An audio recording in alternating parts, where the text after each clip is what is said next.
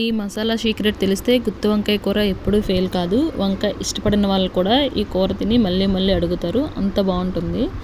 దీన్ని కొబ్బరన్నంతో కానీ, బిర్యానీతో కానీ, పులిహోర, వైట్ రైస్ దేనితోనైనా సూపర్ కాంబినేషన్గా ఉంటుంది. మరి ఈ సింపుల్ అండ్ టేస్టీ రెసిపీని ఎలా చేసుకోవాలో వీడియోలోకి వెళ్ళి చూసేద్దాం. ఇంకెందుకు ఆలస్యం, మీరు కనుక మా ఛానల్ ఫస్ట్ టైం చూస్తున్నట్టయితే మా వీడియోస్ని లైక్ చేసి షేర్ చేయండి.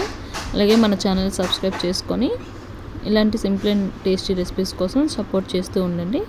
ఇంకా లేట్ చేయకుండా వీడియోలోకి వెళ్ళిపోదాం, వచ్చేయండి.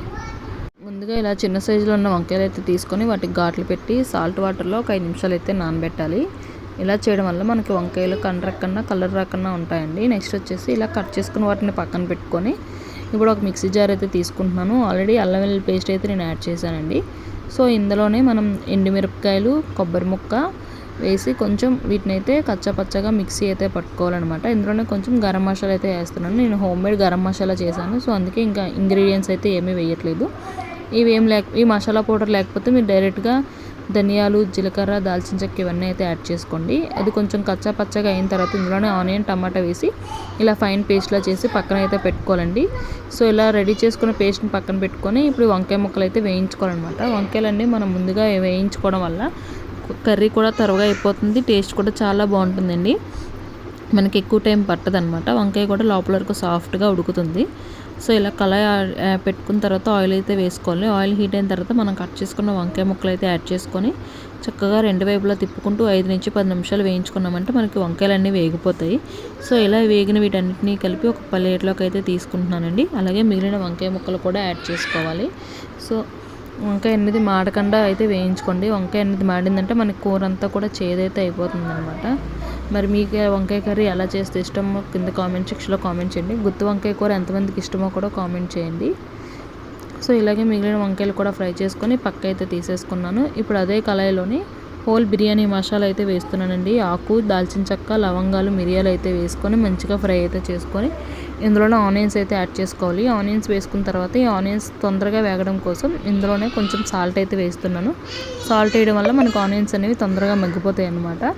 సో ఇలా సాల్ట్ వేసుకున్న తర్వాత ఇందులోనే కొంచెం పసుపు అయితే వేసి మంచిగా వేయించుకోవాలి.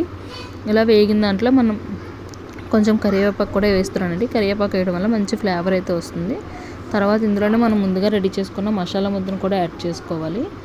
ఇలా మసాలాలు వేసేటప్పుడు కొంచెం జాగ్రత్తగా ఉండాలండి. చేయి జారిందంటే మొత్తం అంతా కూడా కళాయి అయితే కిందకైతే తిరగబడిపోతుంది.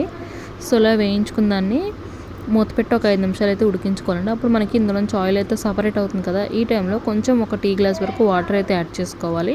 ఇలా వాటర్ యాడ్ చేయడం వల్ల మనకి కూర అనేది అడుగు పట్టకుండా ఉంటుంది. లేకపోతే కూర అంతా కూడా అడుగుపట్టి కూర అంతా కూడా చేదైతే అయిపోతుందండి. మసాలా అంతా కూడా మాడిపోతుంది. ఇలా వాటర్ వేసి ఉడికించుకున్న తర్వాత ఇందులోనే మనం ముందుగా రెడీ చేసుకున్న వంకాయ ముక్కలు అయితే యాడ్ చేసుకోవాలండి. ఇలా వంకాయ ముక్కలు వేయడం వల్ల మనకి మసాలా అంతా కూడా చక్కగా ఈవెన్గా వంకాయ ముక్కలకి అయితే పడుతుందన్నమాట. ఇప్పుడు కారము, ఉప్పు సరిపోయే లేదో చూసుకోండి. ఒకవేళ ఇప్పుడు మీకు కనుక చేదనిపిస్తే ఇందులో ఇప్పుడు ఈ టైంలోనే కొంచెం చింతపండు రసం అయితే యాడ్ చేసుకోండి. సో దానివల్ల వంకాయ కూర అనేది చేదు రాకుండా ఉంటుంది.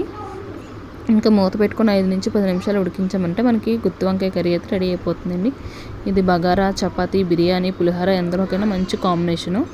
చూసారు కదండి, చాలా సింపుల్గా వంకాయ కర్రీ అయితే రెడీ అయిపోయింది. చూడడానికి ఎంత బాగుందో తినడానికి కూడా అంతకంటే రుచిగా ఉంటుంది. మీరు కూడా ఒకసారి ట్రై చేసి ఎలా వచ్చిందో కామెంట్ చేయండి. ఇలాంటి టేస్టీ అండ్ సింపుల్ రెసిపీస్ కోసం మన ఛానల్ని సబ్స్క్రైబ్ చేసుకొని పక్కనే ఉన్న బెల్ యాక్టివిటీ ఆన్ చేసుకోండి. అప్పుడే మేము ఏ వీడియోస్ చేసినా నోటిఫికేషన్ ద్వారా మీ వరకు అయితే వస్తాయి. మరి ఈ వీడియో నచ్చితే లైక్ చేయండి, షేర్ చేయండి, సబ్స్క్రైబ్ చేయడం మాత్రం మర్చిపోకండి. Thanks for watching. Bye bye. See you next video.